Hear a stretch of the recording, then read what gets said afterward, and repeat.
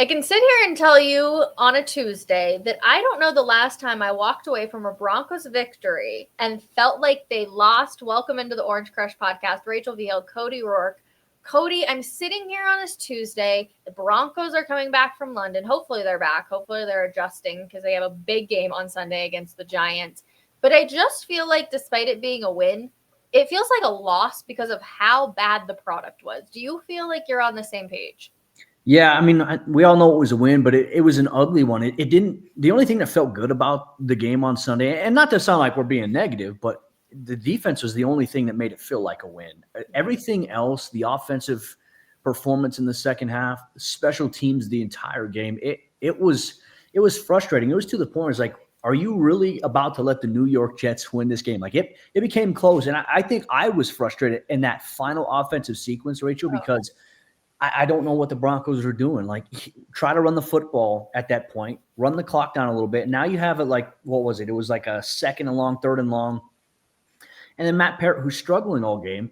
Yeah. There's interior pressure. Bo Nix gets sacked, and all of a sudden now you have to punt from your own 20.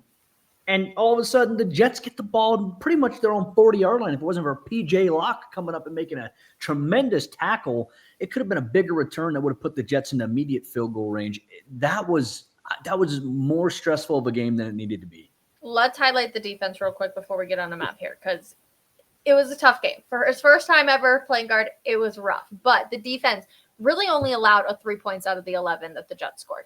The offense gave up 5, right, because they had that fumble on Troy Franklin, and then you get the safety. Yeah. Frustrating, all in that. And then special teams essentially gave up the other 3 points. And so it's just making you pull your hair out of your head thinking, what are we doing? But you got to give it to this defense, man. Week after week after week, they are saving this offense's side of the butt. Yeah. And that's the thing that's so frustrating too, is that, Sean after the game said something along the lines of, this is a defensive team. We've known that, but it's like, all right, like when the camera, like if the defense is struggling at one point, I don't want to see Sean on camera trying to chew out Vance Joseph, because in my head, I'm thinking when the offense is struggling and looking as bad as it did, who's chewing out Sean Payton? Like that's the thing I want to know. And I understand, like, Sean's the head coach. He's the offensive play caller. But like the standard of what we've seen from the offense, it's so inconsistent. And that, to me, that's the most frustrating thing. Like, for example, Rachel, they did not use the running backs in the rotation the way that they did against the Bengals, where JK gets a series, RJ gets a series. They went back to, okay, JK's going to get 1 or 2 plays. Then we're going to bring in RJ for a play. Jalil's going to get a play here and there. Like, just, we've seen what has worked, and it is JK a series, RJ a series, and the quick passing game. Like, to me, it's just like the Broncos in one game, like against the Bengals, and in the fourth quarter, they take 2 steps forward, and then the next game they go 3 steps backwards. And it's just it's frustrating. And I know a lot of Broncos fans are concerned. I don't know what your mentions have been like on social media, but a lot of Broncos fans are frustrated about Sean and how the offense is playing. Okay, one thing I do need to give credit to the Jets for, they came in with the game plan to stop the run game. Yes. That was the game plan, to force Bo Nix to throw the ball. And unfortunately it worked because things did not always look good. But when I tell you, I posted a TikTok, Cody, and I just kind of went over my thoughts, right? It was like this quick little debrief, under a minute long. I have so many comments on there of either people telling me that I'm, 1, an idiot and I didn't watch the game, which I'm like, okay, I don't know how you can disagree with me on these things. Like, I stayed very basic. Or 2, people telling me that Sean Payton needs to give up play calling because it's absurd. But here's the thing. Sean Payton is never going to give up play calling. No. That is his bread and butter. That is what he loves to do. He will never give it up. So now I feel like we have to find a different approach to how can Sean still do the play calling, but how can this offense look a lot freaking better? And unfortunately, I don't know where the problem really lies. If it's the play calling, if it's just things are still too chaotic, right? Like, what are we doing? Why is the personnel still changing? Is it the players? Like, is it the personnel? I don't know. Is it a little bit of a mixture of both? Maybe, but things just seem so chaotic still, even though, I mean, the first couple of weeks, right, we saw rotation like crazy. We were all like, what are we doing down there? But I feel like recently it hasn't been that, but this problem still lies, and I don't know what is like the pinpoint. We're 6 weeks going on 7 out of the season, and for some of these same issues that hurt them in the beginning of the season to still be lingering is a concern. Yeah.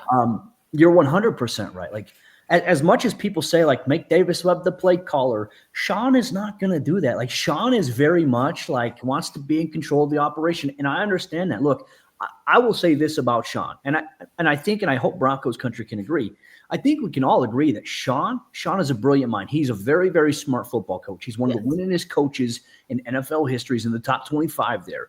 The thing with Sean, though, is Sean is a great play designer. He can at times be a great play caller, but Sean is also his own worst enemy because I think he tries to prove to the world, like, hey, I still got it. Like, Sean, you don't have to prove that. Yeah. They get, and my wife said this in our latest installment of What the Football, it feels like with Sean Payton, he gets too cutesy at times with play calling.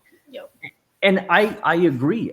But also at the same time, what is it that Sean sees that forces him to call one of those like flashy looking plays? Like, for example, third down, it's you fake the end around and then you throw a screen to Jaleel, and it's like, all right, what's the reasoning behind that? Yep. Maybe it's a look that the defense comes out in and you think it's going to work. I just think at times Sean can overcomplicate things and get in his own way a little bit. I feel like that's a valid critique without being like overly harsh.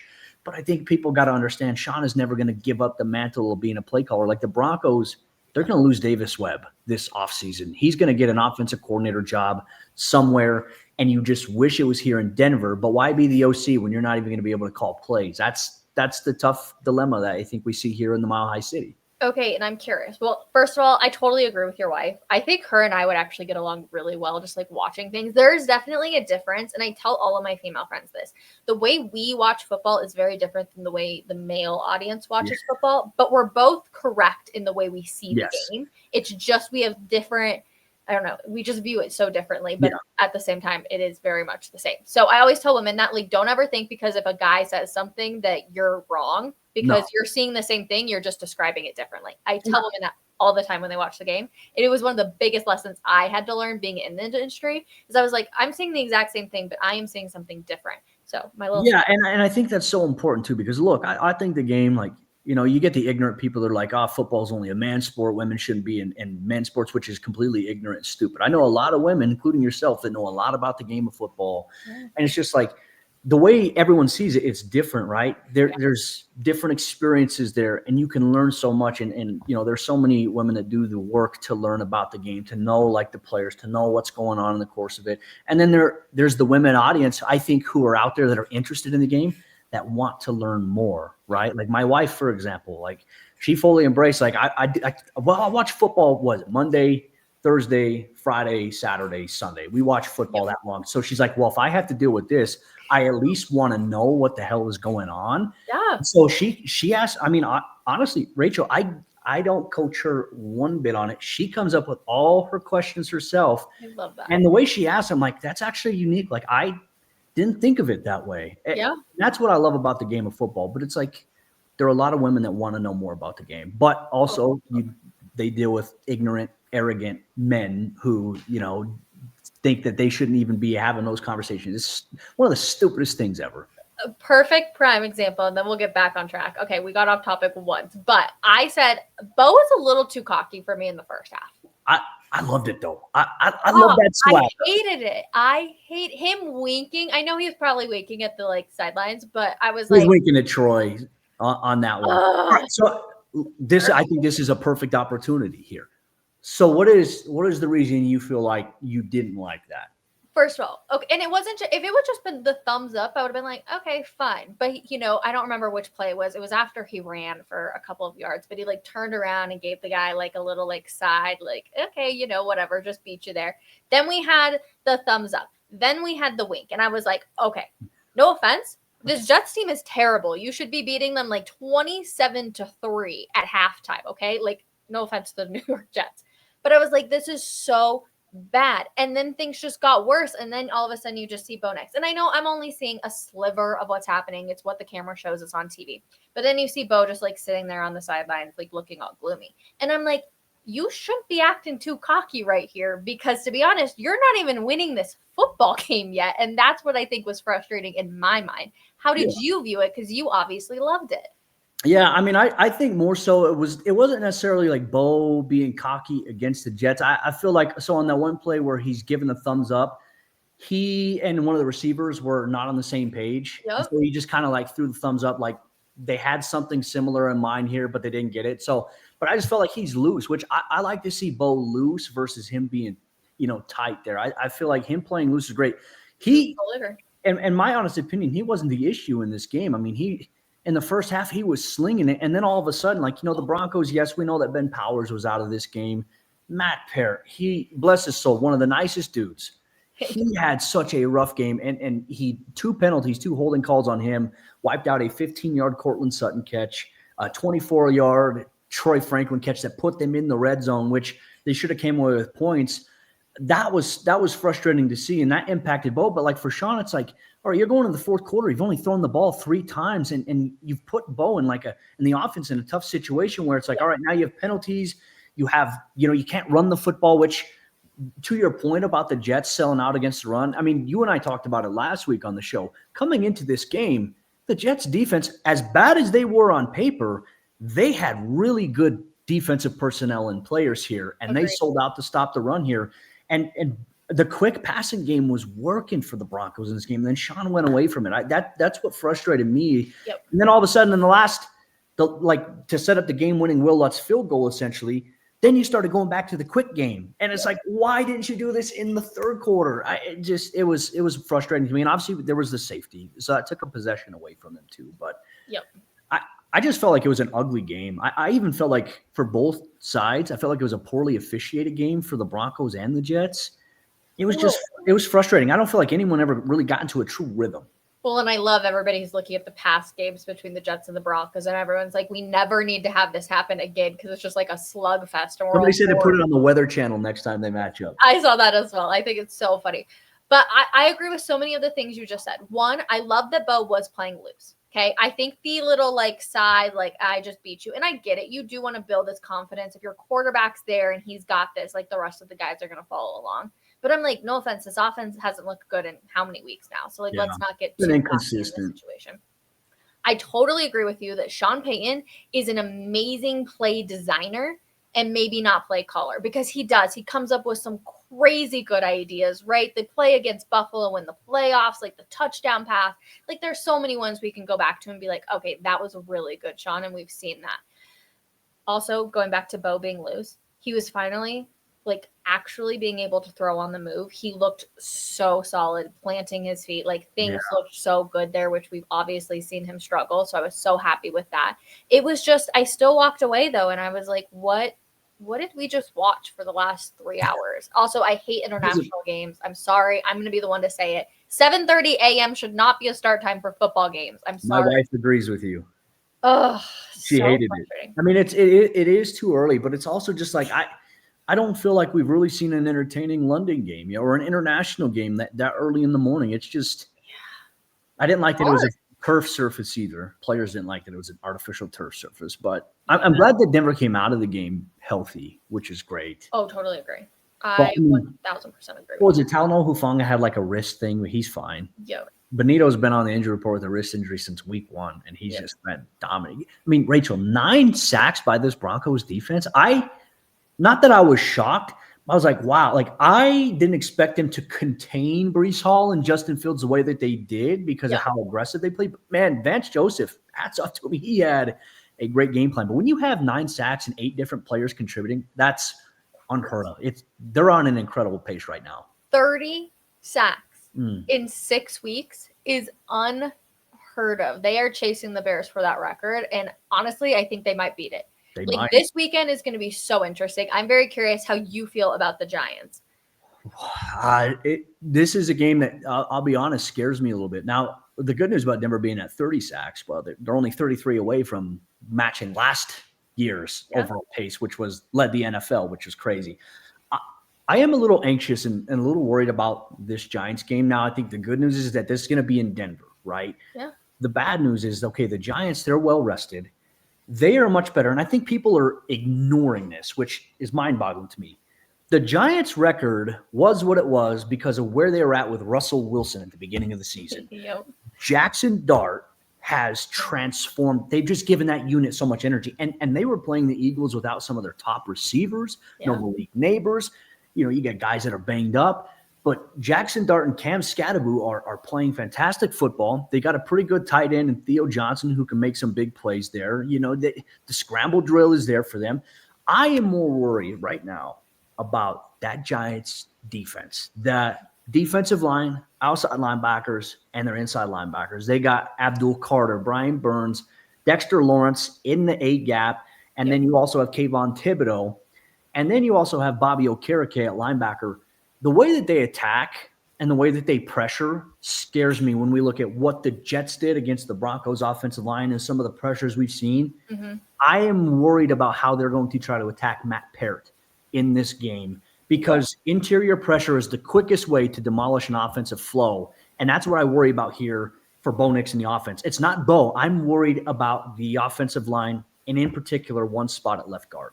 Well, you have to also think about the fact that the Broncos did work out some guards yesterday and today. So, and I actually believe that they did go ahead and sign one. Carson Barnhart. Yes, thank you. I was like, I know it's Barn something. They signed somebody because we're not sure about Matt. And I feel for him. I mean, his first game ever having to play guard. I don't know about you. I am not somebody who thrives in complete pressure, right? I think back to I was a swimmer and I was solid in practice. I was solid in events. And then I went to state and I just blew it because I was too excited. So I always put myself in those guys' situation. He's never played it. He's always played tackle throughout his entire life. I want to give him a little bit of a break, but I understand it was a very rough game. It's a team game. You have to show up for your teammates. So I get it. But it would not surprise me if we see somebody else going in there just because of how bad it really was. Yeah, and look, he had a rough game. He struggled quite a bit. I don't think it's Sean Payton's MO to bench a guy. We've seen other players struggle week to week to week, and there's this level of patience there. I mean, Matt Parrott is a guy who they signed to a 2-year extension in the offseason. He's a developmental guy that they feel like can be a good swing option for them at either left tackle or left guard. He had a rough game. But my question this week is, okay, if he struggles again and it's bad early on, do you at least have another plan in place to say, look, the leash has got to be shorter this week. We cannot allow this because the offense is struggling as is, and we can't let this be something that derails you. I mean, going on week 7, this is a crucial stretch here coming up because, look, it's the Giants, you have the Cowboys, and then you go through and you have a matchup against the Texans, a Thursday night game against the Raiders, and then the Kansas City Chiefs. And the Chiefs right now seem to be turning things around just a little bit, and their schedule is going to be interesting here. This window right now for the Broncos to get a good cushion and lead inside the division is huge because ideally, if Denver takes care of business here going to that Chiefs game, they should be 8-2. They should be 8-2. If they were 8-2, Rachel, we're not worried. We're sitting here just all right, you just got to win probably 2 or 3 more games the rest of the season in order to get into the playoffs. But control your own destiny. That's what I think is the most frustrating about the offense. They're so up and down, inconsistent. It's if this team wants to be a playoff contender, a Super Bowl contender, they can't do it by being the offense that they have been by just being so up and down. And granted, I will say this. The games across the NFL this week, with the Buffalo Bills, the Washington Commanders, we are seeing there's parity right now. The NFL is kind of wide open, and we're seeing a lot of these teams struggle that usually have really good offenses. So that maybe makes me feel a little relieved. I don't know how you feel about that, though. The Broncos have proven that they play to the level of their competition, which is probably one of the most frustrating things in all of sports. Right? The times when you're we know that you should be a really good football team. You should destroy this team. It never happens. And I think as a fan base, that's where you're pulling your hair out of your head. So I'm a little nervous. I'm not going to lie. Actually, it's funny because my sister-in-law's boyfriend is a huge, huge Chiefs fan, massive Chiefs fan. And of course, just to rile me up the other day, they texted me and they were his name is Tate. And he was Tate just said he's not scared of the Broncos. And I'm sitting there and I'm well, I guess we'll see what happens on November 16th. But I'm in the back of my head, I'm well, I wouldn't be scared of the Broncos offense either. Broncos defense. Patrick Mahomes should be ready to run a lot in that game. That's where I would be scared. But the Broncos offense, I'm not scared of them at all. This weekend is going to be very, very interesting because I do agree with you that the Giants, they're figuring it out, right? They have figured out their offense. Did you see the Jackson Dart where he high fives the ref? Yeah, I saw that. He's so funny. My wife and I were watching the game last week on Thursday night. And after the game, you see Jackson Dart walking into this tunnel and Cam Scadaboo is there. And he just goes, let's fucking go. And I'm on NFL Network. I was like, wow. All right. They're having fun. And when you are having fun playing football, you are extremely, extremely dangerous. Now I'm going to be interested to see what the defense does to him, right? Are we going to see a lot of running? How are they going to stop the run game? Like those type of things are interesting. But I think you've also learned that the recipe for success against the Broncos defense is take away the run game and make Bo have to throw. To be honest, if the Jets were any other football team this past weekend, I guarantee that team would have won. They would have beat the Broncos this weekend. But unfortunately, unfortunately for Jets fans, the Jets are that bad and had so many miscues and so many mishaps that they just did it to themselves. But you just learned your recipe for success is to force Bo to throw and to force Sean Payton to have to do some interesting play calls. And that's what scares me. Yeah, and that's the thing too. And that's why we talk so much about the importance of having a run game, because it doesn't matter if you're Josh Allen, Patrick Mahomes, Lamar Jackson. Also, Mayfield. Okay, real quick, detour. The Ravens, I know Lamar's not out there, but like a complete downfall. Yeah, it's surprising to see how quickly their season got derailed. Now, they're going to get Lamar back potentially after the bye, which is coming up here. So we'll see what they can do. I mean, they can put up points, but the thing is their defense is just brutal. It's atrocious. And it's interesting that, Harbaugh traded Odafe Owe, one of their pass rushers, to the other Harbaugh in LA. But if Denver can't make those mistakes that they made against the Jets, against a team like Kansas City, I'd say even a team like the Houston Texans, like the Giants, they can't make these mistakes because the defense is going to do their job. We know that. Yeah. But they can't be on the field all game, and they can't keep carrying the water for the offense. Like there was a point in Sunday's game, Rachel, where I tweeted out, I said, the Broncos, and this is when they were down 11-10. Yep. I said, the Broncos defense is going to have to somehow score if they're going to win this game. Now, luckily, the offense found a way. Marvin Mims, thank God for Marvin, catching that big pass on third down and putting you in a field goal range. Will Lutz, hats off to him. Because I'll say, like, the thing with Will, the last couple of weeks, I think you're worried. Like, we're watching other kickers just consistently boot in 50-yarders, and we're like, Will Lutz, like, we haven't necessarily seen Will kick a lot of these. And we've seen some end-of-half situations where he has to kick a long field goal and he misses it. Yep. What was it, against Philly? I think he had a 55-yarder. Yeah. This week he had a 57-yarder. It's like, all right, big deal, Will. Round of applause. I'm going to give round of applause right here. I'm going to give it to him. But I am anxious about this week's game a little bit. I think Broncos fans are too. You know what we should do? My little marketing brain just turned on. This is the Orange Crush podcast, right? We should dedicate a Orange Crush to one player of the game that we think, and we should give that Orange Crush to them at the Broncos facility some way. That's a great idea. Thank you, Mark. That is a great idea. Wait, do they make Orange Crush soda still, or is it Fanta? Well, let me see. Orange Crush. No, they have Orange Crush soda.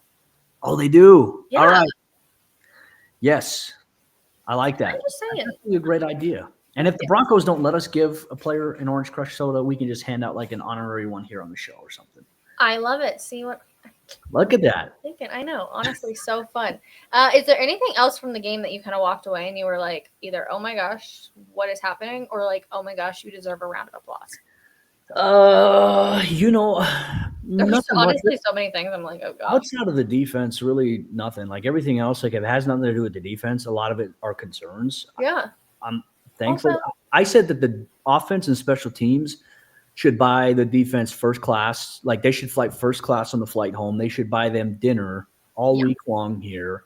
And then somebody tweeted on it and they said, no, the Broncos offense and special teams, they should all fly in their carry-ons. I was like, God, like. So brutal. Fans are funny. Also, though, Jaleel getting the call up, not inactive this week. I love that. My wife was very happy, by the way. Oh, I love that for him. Honestly. She loves Jaleel. Jaleel works so hard. It's just, and once again, I don't feel like there was no rhythm to it. Sean puts him in. It's like, all right, oh, hey, number 38's in the defense. It's like, oh, it's probably going to him. It's like, why? Like, why make it so one-dimensional? Like, that's the thing I think that frustrates me about Sean. But you know what? It was a good weekend. Battlefield came out. Are you playing? Oh, I'm trying to.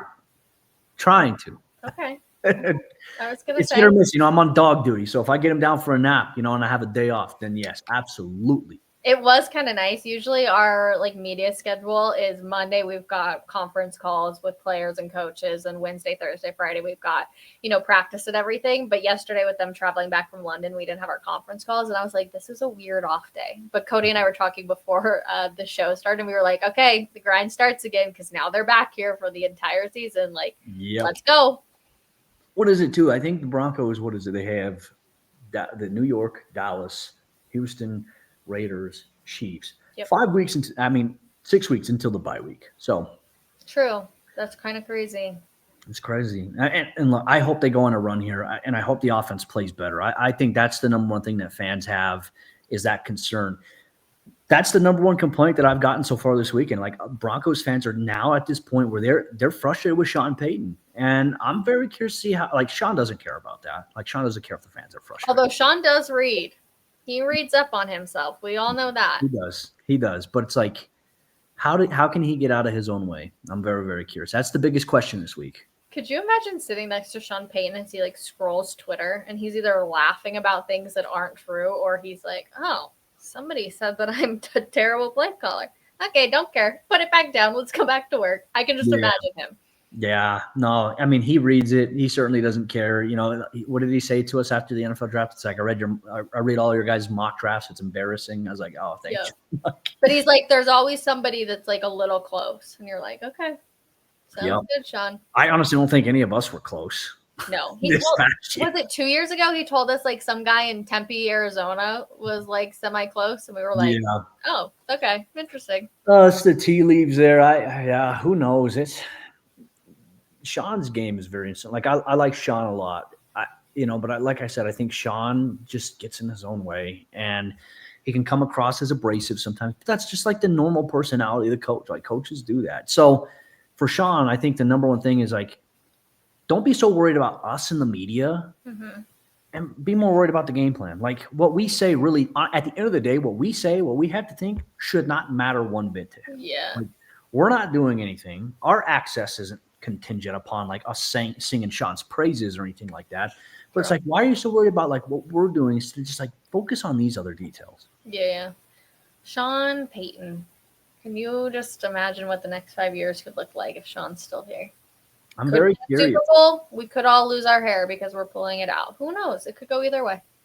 Yeah, I mean, this team has to keep evolving, and I hope Sean keeps evolving as well because the game keeps changing almost every year. I mean, Rachel, probably in the next 5 years, we're going to be covering 18 regular season games. Yeah. Instead of 17. I know it's just one, but one makes a difference. It makes a tremendous difference. The players don't like it, but the game is going to change a little bit. And we even are going to get to the point where training camp is going to start in June. Like they're going to change it up a little bit. Like that is on the docket. There's an 18-game regular season schedule. Part of OTAs is going to become part of training camp as well. That's what concerns me. I thought that change was going to happen. Do that though. You're giving your players like no time at all. That's eventually it is for us, it's kind of year round already. Yeah. For the players, it's eventually going to be, you might get 2 or 3 months, like 2 months. I don't know if your body can handle that, right? We already hear players who talk about how hard 16 games was, now 17. I can't imagine 18 plus training camp being moved up. Ugh, well, it's crazy because it's like, all right, you get the Super Bowl in February. I'm totally down for Super Bowl, President's Day weekend. We have off that Monday. Might as totally down. But it's like let's say you play in the Super Bowl. Okay, you have February. Yep. You go straight into the combine and then free agency and then the draft and then it's OTA and then it's voluntary workouts, OTAs, mini camp, training camp. Like there is not already at this juncture. Gosh. There's really not a lot of downtime for these guys as is. Yeah. So it's changing, and if they move it all to June, it's going to be very interesting. Also, Nick's daddy. Yeah, congrats to him. I know. And obviously his wife, Izzy. Kay Adams did something with him. I guess they all went shopping in London. I'm curious to see what comes about that. My wife saw that. She's like, oh, that's so cool. She's like, how do you know? I was like, it's on social media. I was like, do you think I'm actually looking up like what Kay Adams is doing? Where is Kay Adams at on Tuesday, October 14th? No, I did see that. And I do wonder if that's why Izzy decided to post about their pregnancy, because you could tell, like I saw some of the clips, you can definitely tell she's pregnant in it. So I'm like, well, if you're going to do it, you might as well just announce it on your terms too. So, but congratulations to them. Obviously very exciting. I laughed when Sean Payton did a 30-minute press conference and nobody asked Bo Nix about the pregnancy announcement, but I guarantee on Wednesday, somebody will say something. Somebody's going to say it. I already know who's going to do it. I'm not going to say it here. I already know who's going to ask about it. And I think some people will know this is why you know exactly what I'm talking about. I do too. Yep. There's a lot of media members here in Denver that just make you laugh, everybody. That is one of the asked, somebody who already asked a couple of players about like their pregnancies, due dates, and they're like, "No, I'm not. Like, we're not going to share that with you." Yeah. There's little perks to being in the media. There's always little jokes, like I'm sure everybody has at their own job. So, but we appreciate all of you for hanging out with us here on the Orange Crush podcast. It's always so fun. Only one detour this week. I'm kind of proud of myself. Detours are fun though. I think it makes it fun. It's like you do a lot of buttoned up shows. Yeah. Super structured. I do some buttoned up structured shows. It's nice to kind of just be like, it could be free, it could be loose, it could be fun. I like that. Just like Bo Nix, that's exactly what we want to see out of him, and that's exactly what we appreciate from all of you guys hanging with us. We literally just get on here and talk, but we have so much fun doing it, and we're going to see if we can get an Orange Crush to one of the Broncos players. So you guys let us know who you think deserves an Orange Crush this week. Cody's going with Will Lutz. I'm going to go with... It's going to be an interesting one. There's so many. I mean, there's one side of the ball where you could choose 11 different candidates. I would honestly, I'm thinking I'm going to go Jonathan Cooper. Had a great day, had the final sack. Let's get him an Orange Crush. You know what I mean? I love that. Fantastic. Alrighty, everybody. We will see you on Thursday as we get ready to preview the Giants. This is a massive game for this Denver Broncos team. We're back out at practice tomorrow now that the team is back from London, and we will see you then. Bye, everybody.